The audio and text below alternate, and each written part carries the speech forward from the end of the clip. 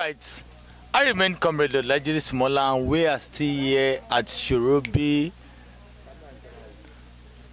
I still remain here at Sorobi on the first year coronation of our Baale, the launching of Expo magazine. We are here with one of our reputable guests. Wọ́n ní ẹnu nípọ̀ náà ti ń jọ́pọ̀ o. Èmi náà nà mọ́ yín orúkọ mi ò yí padà o. Comrade Olajide Sumola. A wà ní ilé Baale Sorobi ní ọdún kan ayẹyẹ tán ti gorí oyè àléfà bàbá wọn. Orúkọ mi ni Yèyé Olúwaṣìndára Yèyé Alájé Amúnúdùn of Igbein. Tí bá ní kí n máa sọ̀rọ̀ lọ nípa Baale ilẹ̀ aṣọ ilẹ̀ adẹ́mọ̀, but let me just short it to say a full thing about him. Ṣẹ̀rí Baale jẹ́ èèyàn kan tó yẹ pé wọ́n máa ṣàánú.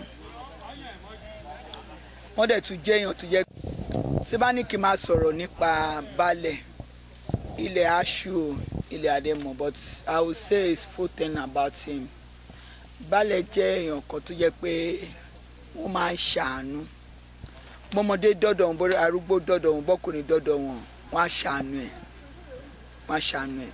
Bó jẹ́ pé 1,000 náà ní lọ́wọ́, wọ́n á make sure pé àwọn ṣẹ́ 100 naira kù fún ara wọn. Wọ́n ná 900 naira fún àwọn ènìyàn níbẹ̀. So was so caring.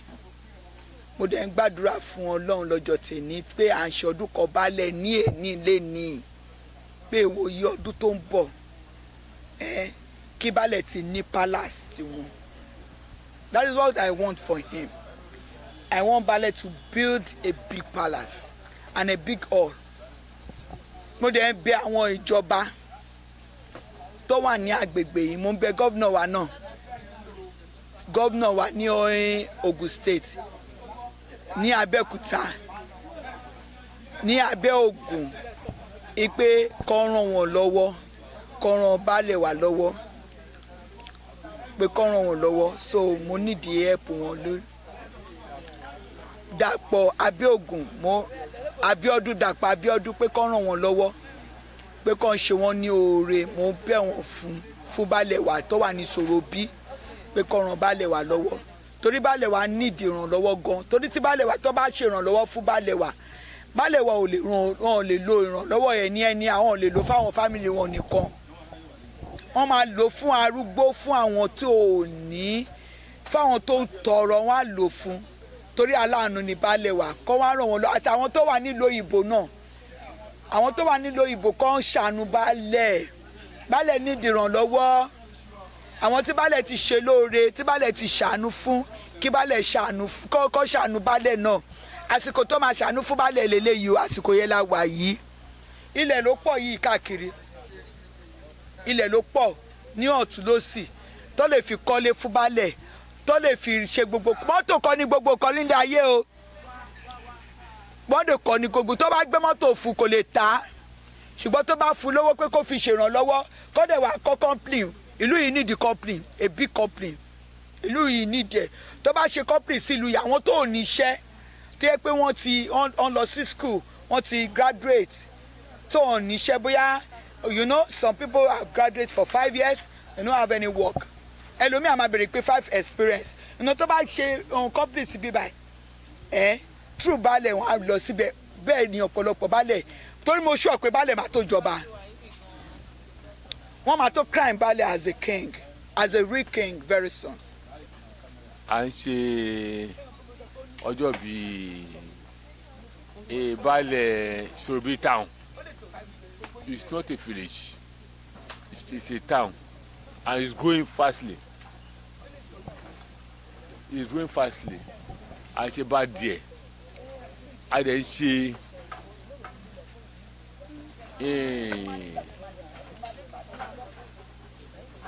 a chieftaincy title. And what do you think again? 1 year anniversary for being the Baale of Sorobi town. Okay. Daddy, what can you tell us briefly? What can you tell us about Baale?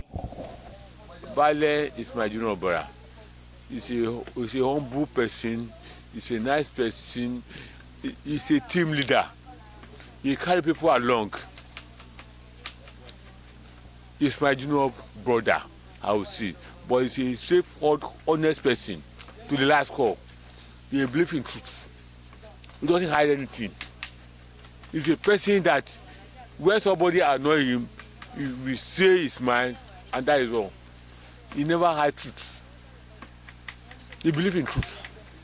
And honestly, he's a person I admire so much. And even though he hasn't cultivated a good habit from me for being sincere in life. All right. Okay. Ní ọdún márùn-ún ní ibo ní èrò láti bá Baale, kí ni èròǹgbà yín lọ́dún márùn-ún ní fún Baale? Ọdún márùn-ún sísìn. By God's grace, Baale, Dada, Ambassador, Dada, Larunsi, by next year, ìmọ̀ràn mi, àdúrà mi ni pé òun ni ó máa di ọdún tó ń bọ̀ báyìí, before this time next year, òun ló máa jẹ́ kábíyèsí Sorobi land, by God, Sorobi town, by God grace. Ẹ bá kí gbogbo àwọn èèyàn wa tí ó máa bá Baale ṣe àjọyọ̀ lénìí lọ́la. Gbogbo àwọn tó ń bọ̀ Ọlọ́run aṣọ ọdẹ ìlú Sorobi,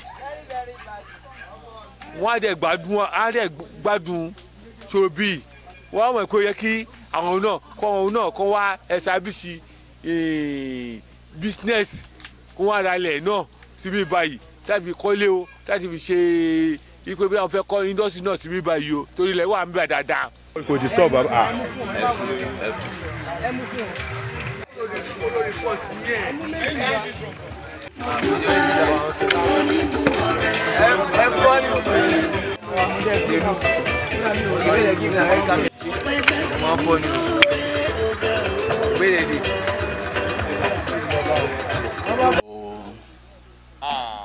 A máa kábọ̀ sí ọ̀dọ̀ Baale wa, èèyàn pàtàkì, èèyàn gbòógì ní Sorobi community.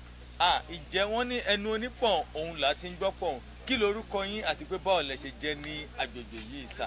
Orúkọ mi ni Dairo Fatai, Baale Ògúnṣolú, tí mo dẹ̀ jẹ́ vice chairman abúlé ìṣòwò ní àdúgbò yìí ní Sorobi village. Ẹ jọ̀ọ́ sà, ní ráńpẹ́ ní ìṣẹ́jú àáyá, kí lẹ lè sọ nípa Baale wa tí à ń ṣe ọdún kan ayẹyẹ wọn lénìí, tó ń ṣe àyẹ̀wò ọ̀fẹ́ àwọn nǹkan mèremère ní ọjọ́ ìní fún àwọn èèyàn ní agbègbè wọn àti ọjọ́ bí? Baale Larunsi Dada ẹ̀dọ́, ó jẹ́ nìkan tí ó máa ń fa èèyàn mọ́ra, ó dẹ̀ jẹ́ nìkan tó máa ń recognize èèyàn, ó dẹ̀ jẹ́ nìkan tó nífẹ̀ẹ́ ìlú ẹ̀ gan-an, débi pé gbogbo nǹkan tóun lọ́kàn k'Ọlọ́run jẹ́ kó ṣeé ṣe, kó bá ti Ọlọ́run pàdé. Ṣé ló dàbí pé kọ́nà yìí ti di express lórí lójú ẹ̀, ká ti rá láàánú tó ti da ọ̀dà sí. Ó jẹ́ nìkan tó jẹ́ pé tó bá ríyàn báyìí tàbí tí ó bá ríyàn wọ́n máa pèyàn lọ pèyàn bọ̀, ṣé ò sí o.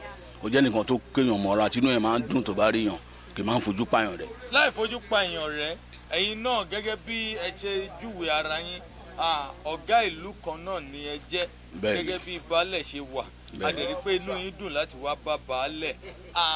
Ẹ dẹ̀ wà ní ìlú tó yẹ pé ẹ yàtọ̀ síra yín. Àjọṣepọ̀ yín àti Baale, kí ni èròǹgbà yín pé ókè o, tẹ́mi àti Baale bá jọ fọwọ́sowọ́pọ̀ o, ibi tí ìlú mi wà àti ìlú Baale, báwo ni ó ṣe wù wá kó wà ní ọdún márùn-ún ọdún mẹ́wàá èní sà? Ẹ ṣe sà, ó wà nú àjọṣe gan-an lórí bí ìlú wa ṣe ń rí. Ìdí pàtàkì kan láti jọ ní àjọṣepọ̀ nìyẹn, tọ́ra máa ń fẹ́ kí ìlú kó develop débi pé àsìkò tí wọ́n yàn wá ní Baale yẹn, àjọ máa ń sọ anytime kọ́ mọ̀ pé àsìkò tí wá yìí nǹkan mèremère ń wọ ìlú tá a jẹ́ ìletò ẹ̀. Bí mo ṣe jẹ́ ìletò Ògúnṣolú village tí mo jẹ́ Baale, ó wù mí gan-an pé ìlú mi kó develop pé kán máa ní nígbà tí àwọn ọmọ wẹ́wẹ́ dẹ̀ wà jẹ́ Baale yìí nǹkan mèremère ń wọ ìlú. Bá a ṣe jọ máa ń sọ anytime àti Baale Sorobi nìyẹn, a máa ń sọ lóríṣiríṣi ọ̀nà tá a bá lè gbé gbà tó máa fi mọ̀ pé àsìkò tí a jẹ́ Baale yìí àsìkò yẹn tùlù lára wọ́n dẹ̀ rí gbogbo nǹkan mèremère lóríṣiríṣi níbẹ̀ ó máa ń wà nínú àjọsọ wa gan lẹ́ni time.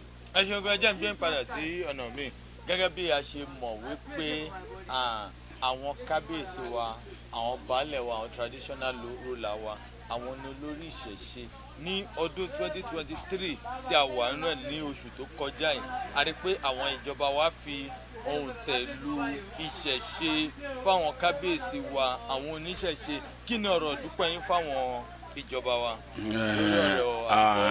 wọ́n ṣe fi ọwọ́ sowọ́pọ̀ pẹ̀lú ìṣẹ̀ṣe yẹn ó jẹ́ ìdùnnú fún wa àti pé aláìlúwa wa Olúọbádá kì í fi ṣẹ̀ṣe ṣeré ó láìkí ẹ̀ pọ̀ bó ṣe ń ṣe ti Christian tó ń ṣe ti Muslim ti ṣẹ̀ṣe yẹn kò tiẹ̀ fi sẹ́yìn rárá ọdún tó lọ lọ́hùn àṣe ọdún yìí náà àṣe àtúwá fi Ọbádá Day àtúfi káàdì ẹ̀ ńlẹ̀ tó jẹ́ ṣínà kan nìkan ló play fún wa tínú ẹ̀ dùn gan tá a jó ń palace tá a ṣe gbẹ àti Baale Sorobi tó tiẹ̀ dùnnú gan ìṣẹ̀ṣe yẹn Olúọbádá ò tiẹ̀ fi ṣeré rárá adédùpẹ́ lọ́wọ́n ìjọba wa náà wọ́n ṣe fi òǹtẹ̀lú tí ò fi síjà torí tí ó bá ṣe pọ́n fi òǹtẹ̀lú ni gbọ́n mi sí òtò á sì máa wáyé bọ̀tí tó bá dẹ̀ ti ní òfin tó dẹ̀ ti jẹ́ pé láti òkè ló ti wá ó máa ń tẹ́ aráàlú lọ́rùn láti yọwọ́ kọ́wọ́ kan tí ò dáa.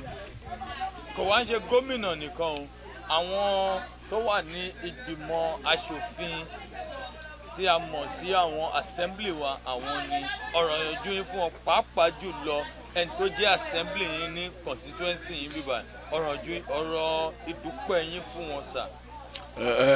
mo dúpẹ́ nítorí igi kan ò lè dàgbò ṣe tí gómìnà tó bá sọ tí assembly ò bá pass ẹ̀ náà kò ṣeé ṣe but mo dúpẹ́ lọ́wọ́ assembly náà àti speaker wa ní Ogun State Olúọmọ mo dúpẹ́ pé wọ́n ní àjọṣepọ̀ pẹ̀lú gómìnà wa tí kìíní ẹ fi ṣeé ṣe tí ó ti sí wàhálà.